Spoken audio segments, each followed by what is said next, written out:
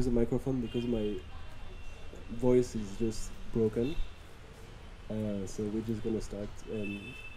Kadambari and Parag are going to join us. They just have to say bye to our singer friends who are leaving.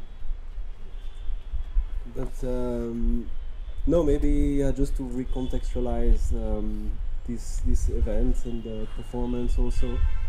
The idea that was that bringing my own work into the Critical Zones exhibition here in Goethe was the point was also to open a dialogue with artistic initiatives in different places, here Mumbai, also Kolkata, and maybe in the next rounds other places, that have to do with, how to say, like recentering, we could say, indigenous and vernacular relationship to the land, and especially living sustainably or ecologically on the land. And that's a little bit the way, at least I see it. This idea behind the critical zones is sort of putting maybe modern scientific knowledges in dialogue with plural forms of knowledge concerning returning the land to common use, centering indigenous food cultures, and contributing to kind of a sustainable human nature, multi-species sort of cohabitation. So my own project is in the show, so I'm not gonna summarize it, but very briefly, it has to do with urban fruit production. So we are regenerating an abandoned fruit garden, fruit orchard in Germany, and it's a bit of a technical note, but in Europe we cannot really speak of living indigenous food cultures or systems of knowledge, but we do have disappearing or almost entirely disappeared similar systems of knowledge, peasant systems of knowledge, for example, and peasant ways of life are also ways of living that are sort of continuously connected to the living, to the land, to nature. So there is no like object-subject divide or nature-culture, or this kind of idea of a logocentric knowledge, such as botanics or biology or oceanography on the land, on what it is to live on Earth. So yeah, this idea of regenerating an abandoned fruit garden is to create a new common space in the city of Karlsruhe, where the Critical Zone exhibition started. To recenter peasant practices of food production. So what we do is really not like modern industrial fruit farming. It's more about adjusting to the rhythms of nature itself. So adapting ourselves to the trees and just minimum intervention, let's say. So let the trees grow their way, and it's really about trying not to stress the natural world, but just do what we need to do just to harvest and let the fruit grow. So that also requires a lot of maintenance and work, and it's because it's very patient and detailed work. So it's also a kind of old systems of knowledge, or pruning the trees differently, or taking care of the flowers in the garden, and inviting also birds and insects to come back to repopulate the space. So yeah, that was a little bit the point of departure, to open the dialogue with practices, artistic-led initiatives that also make space for these systems of knowledge in this kind of contemporary conversation we have now about climate change and how to design urban spaces that provide hospitality also for other than humans. So yeah, I think it would be nice to start the discussion with a little more input of how does it make you feel to see this film, for example, Nilanjan 20 years later, now that this conversation now have become very acute, of how to live sustainably with the land we live on, with the earth we live on.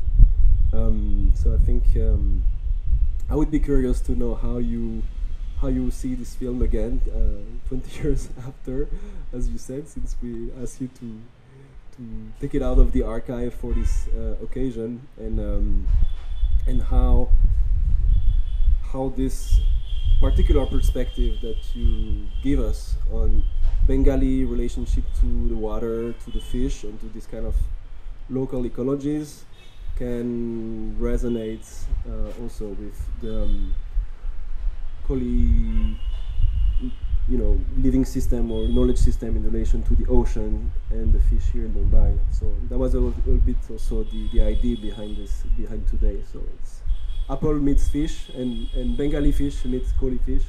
So we have this kind of dialogue going on, I would say. So maybe we could start with the film and then go into this potential connection, but also differences. I think it's also interesting to think about it that way. You want to use the mic? Or? I'm going to sure get the infection anyway. No, this is interesting because interesting for me to see this film again, and then in this particular context. And I was just thinking, because if you see clearly that, and also many of these the who are there in the film that discussing, debating, eating. So many of them are my friends or friends' friends or relative. And incidentally,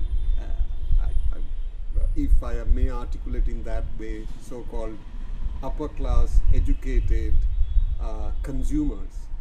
And this film is also about consumption. And then I wanted it to be that way.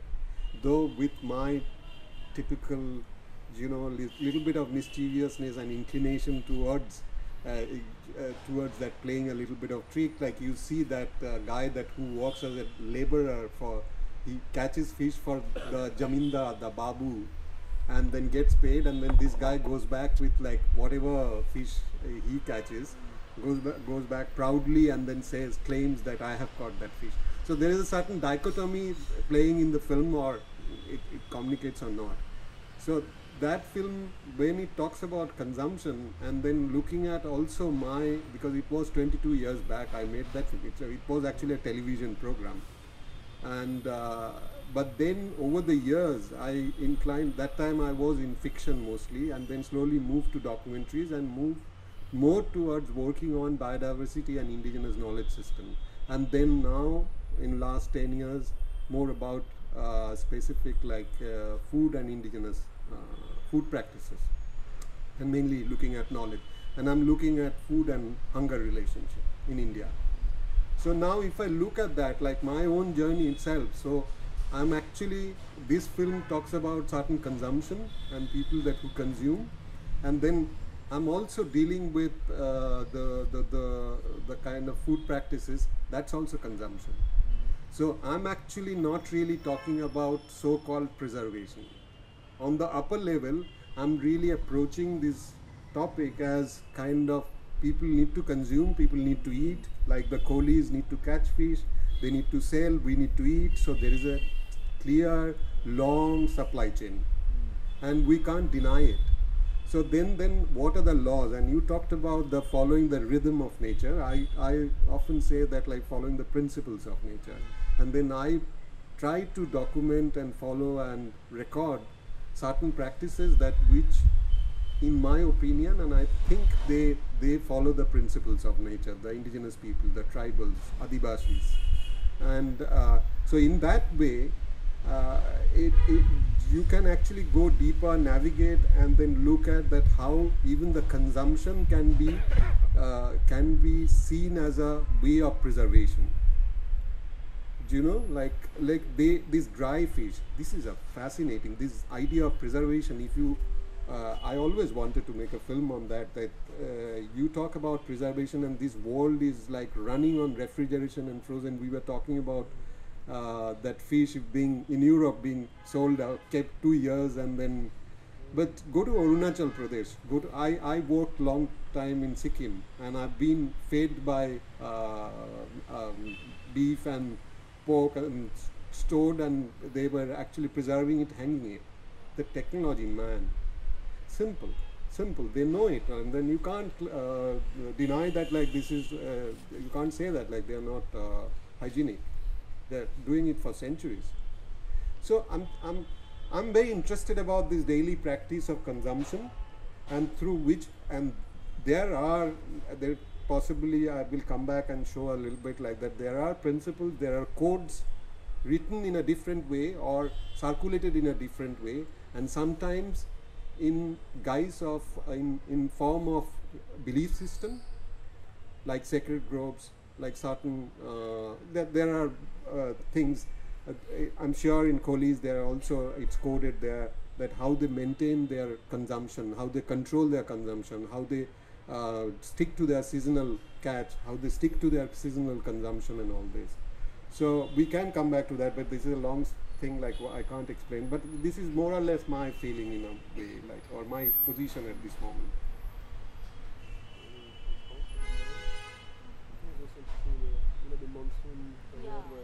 Yes.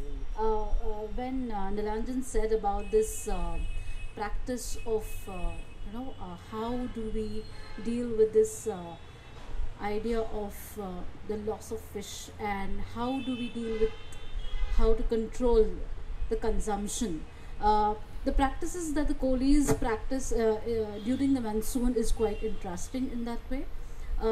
We don't have fish during monsoon, so the idea behind it is generally that's the time that the fish reproduce.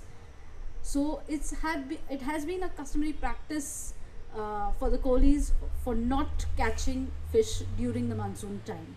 So those 3 months we have the stock of dry fish that we consume, and that is how we deal with this, to balance the system of nature. So that is what we do all about. If Parag wants to. Actually, she said everything.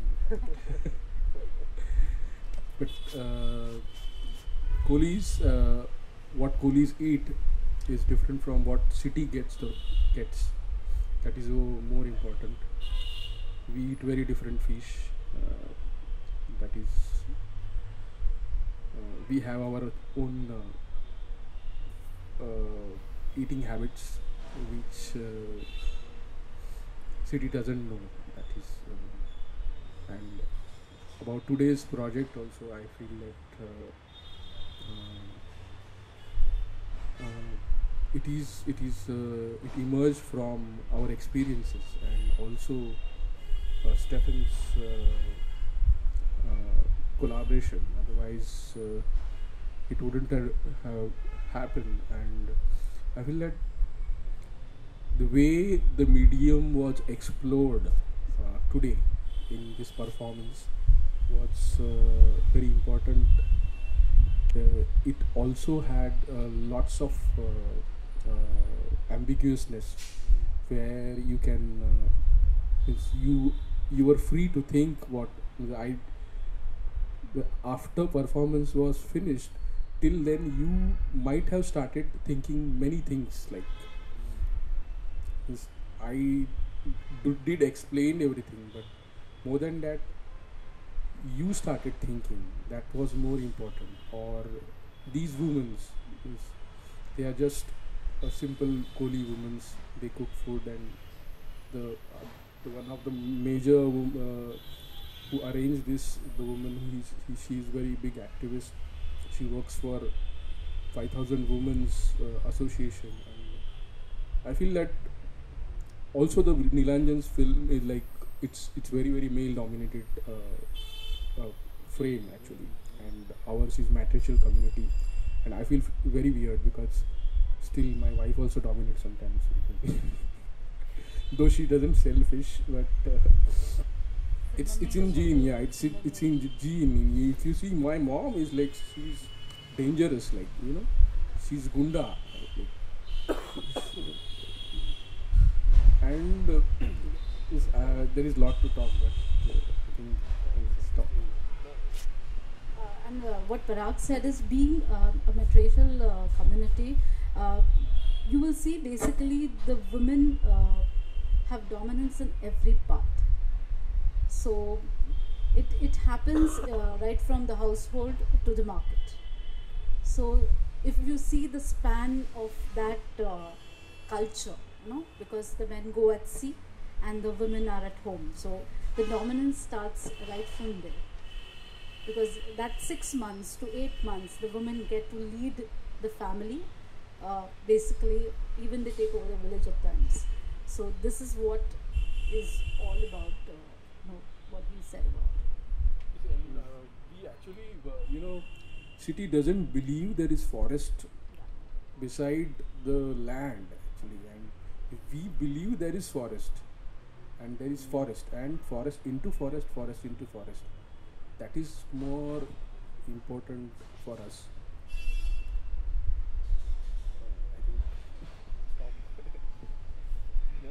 I would that talking about the social frame, as you said, Parag, of how these ways of living are sort of practiced and shared and transmitted. I think also brings the question of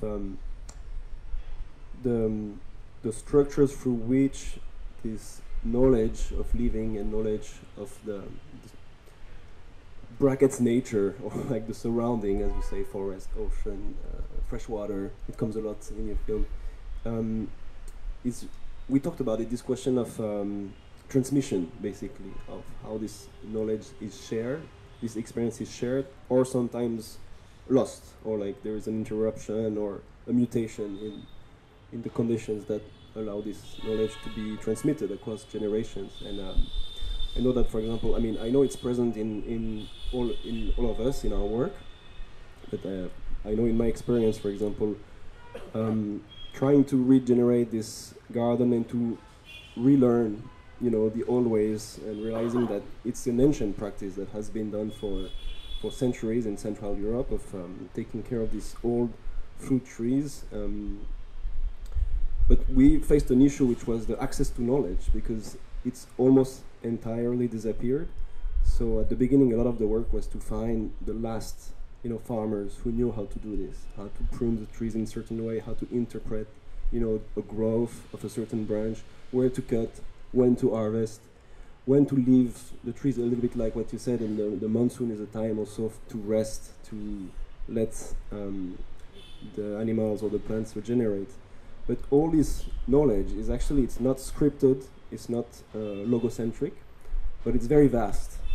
And in a sense, it's good that it's not scripted, because it can resist like neoliberal appropriation or like economic valuation.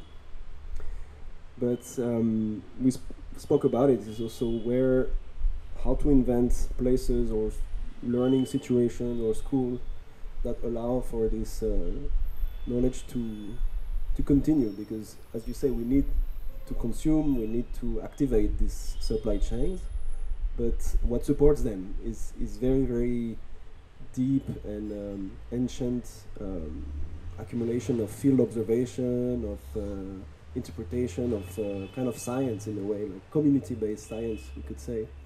So I think that's kind of a question that comes back, I guess, in our practices, is that how do we do that? Through film, through setting up archive funds, establishing sort of community schools. I think it's an interesting aspect to develop, maybe a little bit. I don't know if you want to respond. Yeah, this is quite an interesting point, because the way you are talking about in your practice and their practice also about this knowledge what I was also thinking in the similar line, that how to really kind of create a bridge or a dialogue. Means what my intention, and I don't know, it might be a little bit abstract, because you guys are thinking more in a concrete term and then implementing projects, whereas I am working more as a filmmaker and interpreting stuff and sometimes documenting stuff. But I think personally, working on indigenous knowledge system, on biodiversity, resources and food is and also it's not about me. It's also there are academic works properly, especially in Maharashtra and the Karnataka. There were like group of scientists in Western Ghat is being very well explored about that thing, and so if you look at that, so that gives you a proposition to propose that we could start talking about these knowledge systems. We could start talking about this knowledge system and also bring the knowledge system in dialogue that which we consider so-called modern scientific knowledge system, and this is unscientific knowledge system as we term, because the society or the mainstream society or the erudite society never cared about this knowledge system because it's coded. It's very much coded. Like you see Kolis, there will be, I'm sure there are traditions that which will be looks like religious, but there will be a certain conservation theory coded in it. And then everywhere, because over the years I can say that they do have that. I'm not trying to glorify everything. There is also part of superstition. But say for example, there are prevalent belief of idea of cars. Say for example that there is a season, like in this film also, this elderly lady was talking about some used to welcome Hilsa in February and some Hilsa.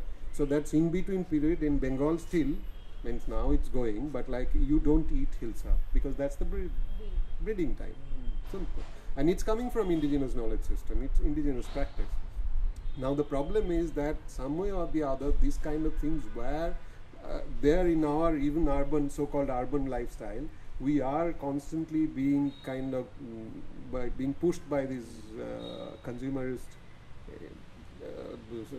practice, like we are forgetting it totally and deserting it.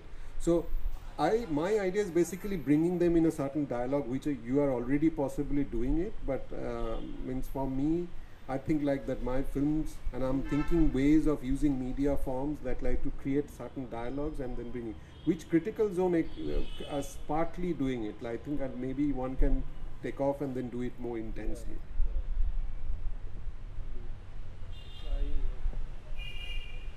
I just want to share something very. When you change your identity, like I ask, first question is, am I Koli? Still I am Koli. And then I say, if I am Koli, then what I should think and how should I think? That is more important. Because we are archiving, and we are not just archiving, we are elevating people of our community. We are bringing, Rajashri was there. Nobody knows Rajashri. Rajashri is working since long, like last 20 years. Every time. We just don't have to document, means we both are from good families, like philanthropist families. Our grandfathers were like tycoons of people. And then we asked ourselves, if you want to do a good work, like, then what is good work? Good work is not to be a Parag Tandel or Kadambari Koli. Good work is, there are people who has to be elevated. You have to mold their minds, and that is public sculpture. You have to mold their minds and show them their identity, that you are this. Factory education way they have changed because of factory education, and factory education also teaches them varieties of food, but what is food for them? It's been before the city is just 400, 500, 600 years, and they are older than that, but they still survive, they are still living, they are singing. It's like, and now in next 10 years, I'll tell you, food it will be like war on foods because of climate change. And this is the time we have to change our identity or follow somebody's identity. This way West is following Buddha now. Or you should follow food practices which will which will be like long-term sustainable food practices. That is more important. It's, you don't have to collect knowledge, you have to spread knowledge. That is more important. That these things which we now have to give back, we don't have to hoard everything. We should change. That's the Koli way of living. You go to area, these people, women, they are so still. I gave them honorarium and they said, no, we don't want. Like, but I told them that this is just a gift, like this. Means your honor, like. But they still are Koli, like, and that Koliness is important for these Bombay people. You have to understand, and that is also a nature. Similar, means ocean is like that. Ocean gives you. They follow that philosophy, the ocean philosophy. That you have to understand. That is natural. And then, if you follow that, that is self-sustaining knowledge.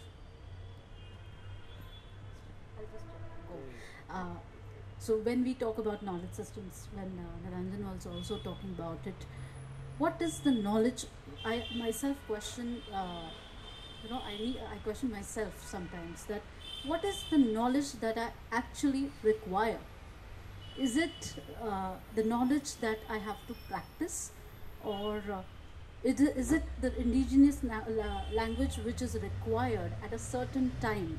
I live at the sea and I don't know how to swim. It's that is the life practice that I need to have. It's not the education, the colonial education that is required for me. So I think on these systems, how do I understand the system of Kolis? Or I myself a Koli, I don't know how to swim. So in time I might not survive, though I am a Koli. So how important is my indigenous knowledge important for me than this colonial education that I have? Is a bigger question for me, myself, and as an individual. And I think each one of you also has to ask yourself this question, that do I know the knowledge that I really need to know? Because climate is changing. You are staying in Bombay. You're going to face this, and this is a question for each one of us here. How am I going to survive this climate change, which is happening which is coming in some time towards me? Yes, and Parag always says we have a saying, "Atta nahi ta kavach nahi," means now or never. You are in middle of the storm, middle of the sea, and बचपन में ही सिखाया जाता है. When you are in middle of the sea and there is huge storm coming, now or never, atta nahi ta kavach nahi. So these you have to understand. Now you have to change. Otherwise, there is beautiful things we enjoy, like Kolipan, Koli-ness.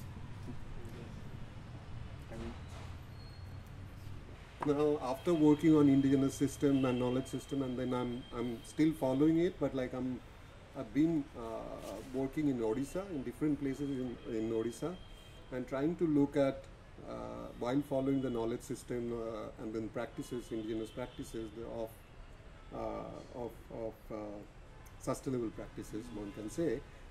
But I was also witnessing that huge prevalence of hunger death. And Odisha is like constantly how much they suppress it, but like it's there.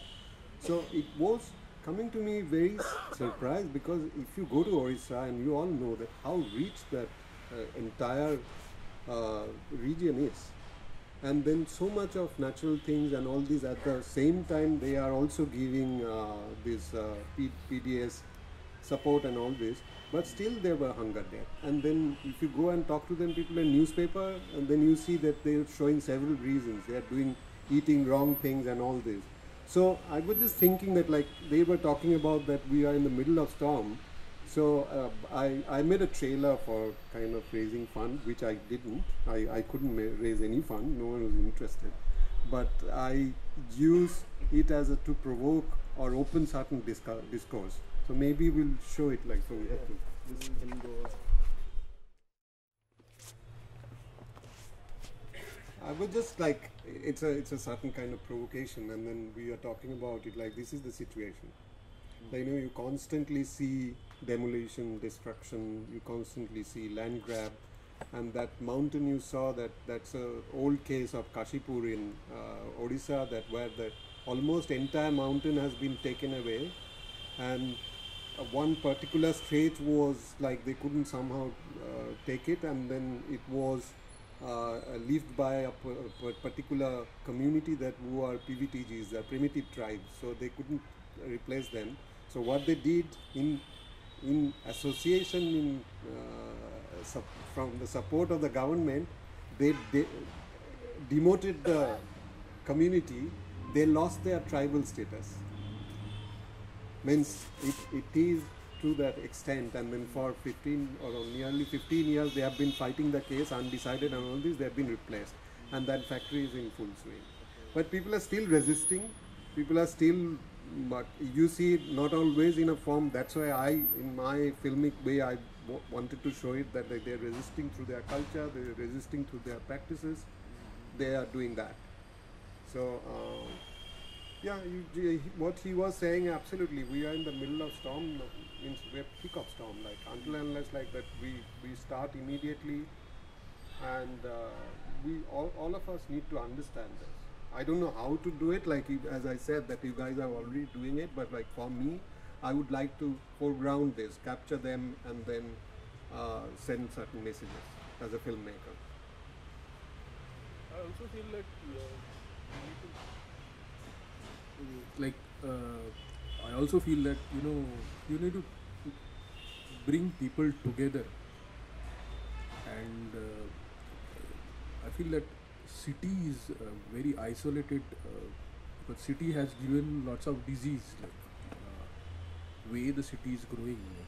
It's been like, if you go to Kolivada, the homes are closer like this, and this small battles in the house are solved very fast, but in isolated spaces like city, like they don't want to solve battle like this. They want to stay with that battle. That is biggest problem. And you have to be like, you have to learn that to be open-hearted, open-minded, because I see the city as big battleground, as an indigenous. Since I started feeling indigenous, that's what I can say. Because of the research for my practice or for my archives, we need to come together and solve this and change ourselves. That is more important. It's not like one man can't do, we both can't do, or Nilanjan can't do, or Stéphane can't do, or one critical zone can't do. We need more critical zones, more things like this. But we are also stuck into ourselves, like we have to give to others, offer like to others. Then it will open, I think so. And dialogues are not easy, like it's difficult to open the dialogue. But if you go to Koli village, they will come to you. अरे हम लोग इधर कुलाबा में गए थे. Every house जेवणार का is like, will you have food? And like I remember my mom, like or my all relatives, like everybody is like that. Means अरे यार जेवलेस थे तुम्ही. You would have had food with us. Direct. Here what I was, the पानी लेंगे क्या? चाय लेंगे क्या? ऐसा. So being an artist, there are a lot of observations. Like these are small things, no? These things are very much important, and these psychologies which has been developed. These are building cities, and these cities are very, very violent in a way. We need villages like Koli Vadas, 250 Koli Vadas. We don't need these cities. Probably, but I'm not. No. This is also a provocation. But probably this is far beyond this. Like, because the situation is much more complex. Because you can't deny. Means we are not in a position to really kind of deny. Really can completely eliminate cities. So and not at least in a one day. And also, in my experience, of course, like I definitely you know, because you are from that community, but like already there are complications in villages, in indigenous people, because I won't say that only because of the cities, and also but the situation is overall like the way, even if they like to maintain the way they wanted to live, they can't live like that way, because the connection has already been built, city, the idea of development and everything. So as I said, that the situation is more complex, but like I think it will take long time for us to understand that what exactly where we are, and then how to really create a certain kind of exchange, and then see which are the good things, which are the bad things, and we negotiate. There is a certain negotiation needed, I personally think. Means it's also, of course, like there are fights against these kind of big companies and all this, like who are destroying things, but they are not going to go. Even if you do 500 critical zones, or like, you know, they're not going to go. I don't know how to do it, but like I'm saying, this is the reality. So, and then much of the cultural festivals and activities are supported by these companies. What do you do? I've been fed by Ford Foundation some point of time. I took Ford Foundation money and made that biodiversity film where I talked about thing. I don't know, like I'm constantly living a certain kind of hypocritic, contradictory, dichotomic life, and probably we all do. You know, so in that case, but it is important to raise these points. It is important that also that the way you said that it is your call. So it's a certain kind of invitation to have a dialogue. Maybe maybe in support of you, or in exchange. That's what I feel. Means it's not very conclusive. I know it may be more ambiguous. No, but and just maybe also just to say, we can also open to questions or comments, or everybody has an experience in relation to these issues, so we can also open. But just to come back to that, I think it's that's why I speak a lot about artistic strategies, because I believe, like, of course we're in this wider system, but we can also be transparent about what it allows us to do, what it denies us or prevents us from doing. And sometimes it can be one thing to go to a foundation and say, okay, I need the money, I'm going to take it. It doesn't mean that I completely subscribe to, your vision or this or that value. So I think there is a bit of a game of activism that we are playing also, all of us, within this system in which we try to evolve, and that's demands that we sometimes act, to be clever also. Yeah, that's what I exactly. Say, it's a bit of a strategy. Negotiate. Yeah, exactly. And we do that all the time. And I think for me, coming also with a background of more before hardcore climate activists, going on the front line, trying to block coal mines in Germany and getting arrested and all these things, coming to a more art and culture institutional world.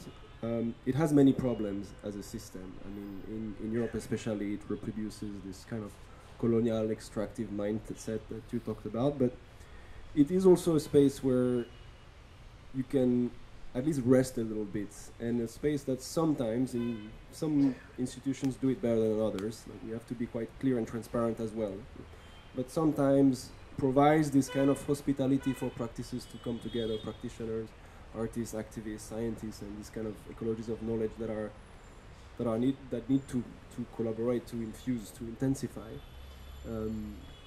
So yeah, it's an institutional game of, you know, how to evolve and like be a bit like this fish that kind of can negotiate different currents, I think. Open to question or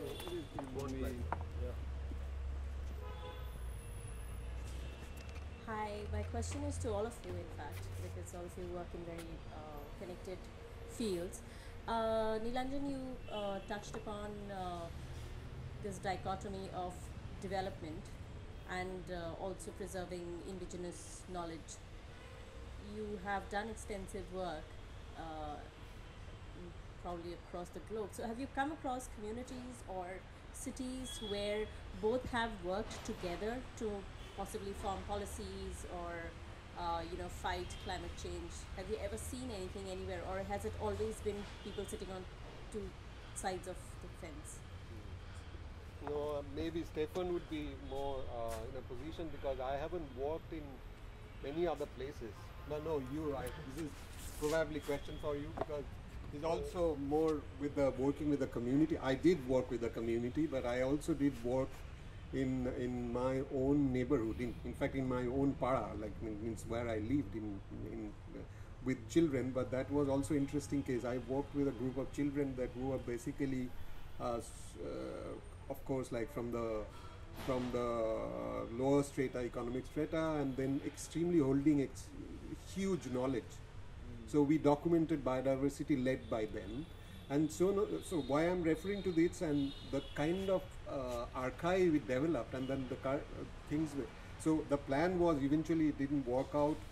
The plan was, because I had a little contact in the corporation and all this, we were thinking that like maybe we create a model where we would suggest, because using the knowledge of the children as a kind of a power thing, and propose a plan that where certain patches of indigenous, not forest, indigenous vegetation are being kept.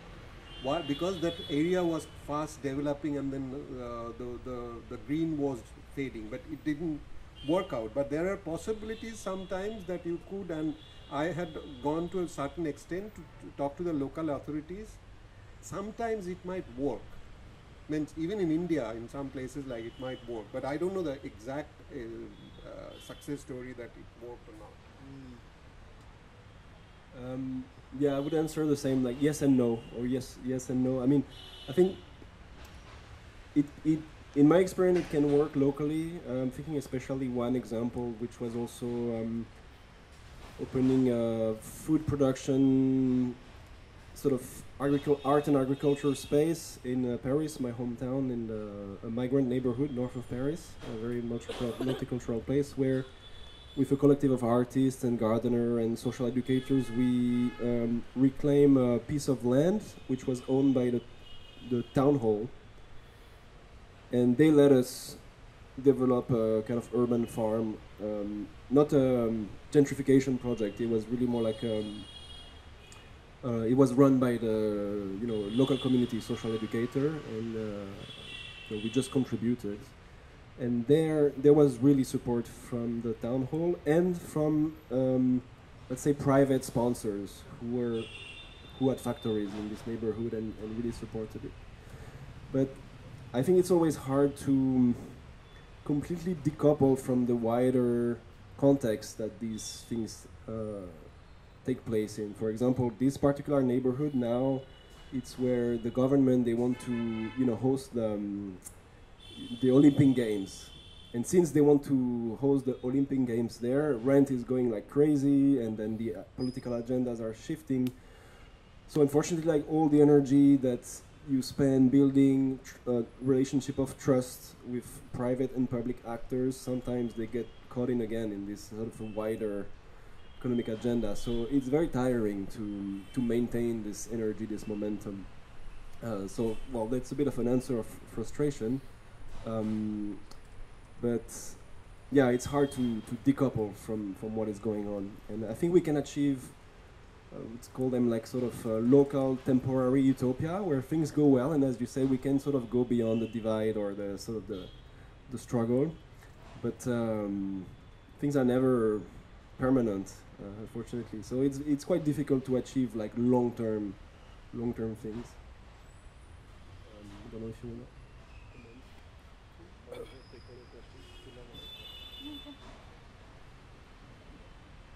I feel that, again I will come back to Kadambari and I are working to change Koli people's identity.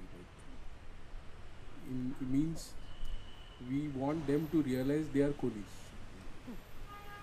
So that is more important for us in archiving and also publishing books, and so we want to elevate that identity which they have lost in city somewhere, because the collaborations are possible, but what happens is like sometimes it's very short term. You have to work long term, like 15-16 years, like, and it will be very good if if city works with Koli, that it will change whole Bombay. It's like Bombay is iconic city, but it's difficult because you first have to change Kolis. I am Koli and I speak against them. We both speak which is wrong, because they are now city people, like they are like city people. That's but we are trying. There are good people. We have changed. We have elevated because we have molded minds, and we experience and we enjoy that thing, and we follow. I just want to add to this when you talk about change, it starts from you. So the Koli, when we communicate with these Koli people, they don't understand that what we are thinking for in the long term.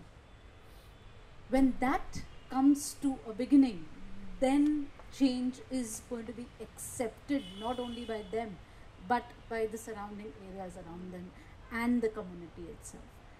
So this change first has to start from that every individual whom we are dealing with. If that doesn't happen, we won't have that change, because it's a chain reaction. So if that happens, only then that change thing is going to happen, and it's going to be for a better good. I think now they have started understanding what we are working for, because we see the change in them when they come and communicate and tell us that we want to be a part of this project in some or the other way. So I think a little bit whatever we could start from our end, we have actually started. This was rehearsal for them. This was just a beginning. Bringing them was rehearsal of Koli people from Kolaba. We are already working in Thane, but bringing these Koli people from Kolaba was just the beginning of it. So that trust we have gained now there's a longer way to go, and there is much more to cultivate and gain from them also, and they gain in return, because the idea behind Tandel Fund or whatever we are running is we give back to the community. It's not just we just take it away from them. It's always giving, because that is what is important, and that is what is change all about. Art is not just much time, and like you can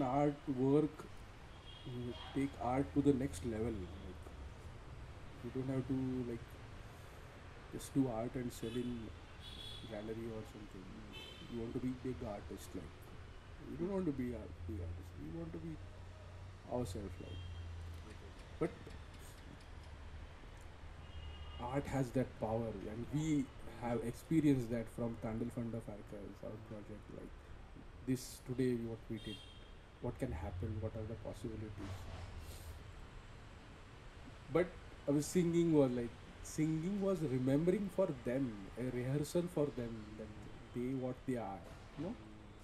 If they would have come here and had food and gone back, then maza nahi usme.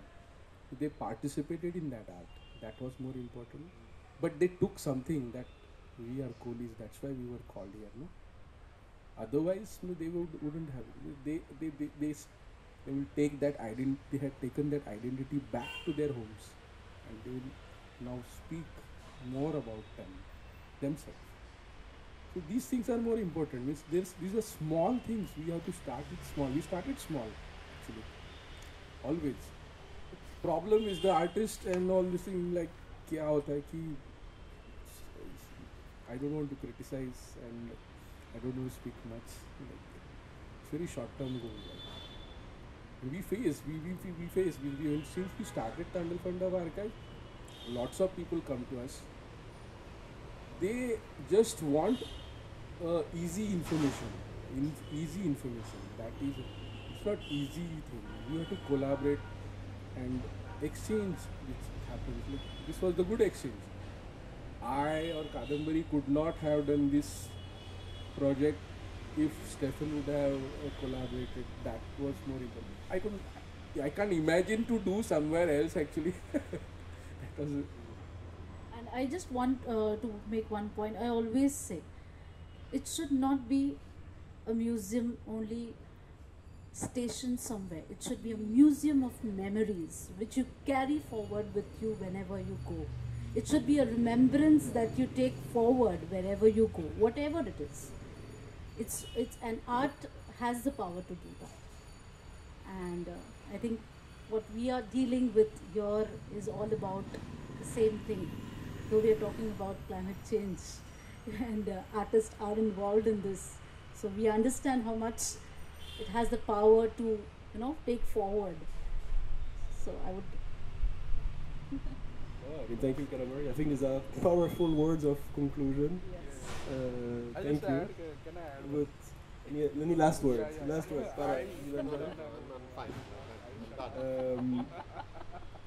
So maybe let's thank everyone again for their attention and for Goethe-Institut.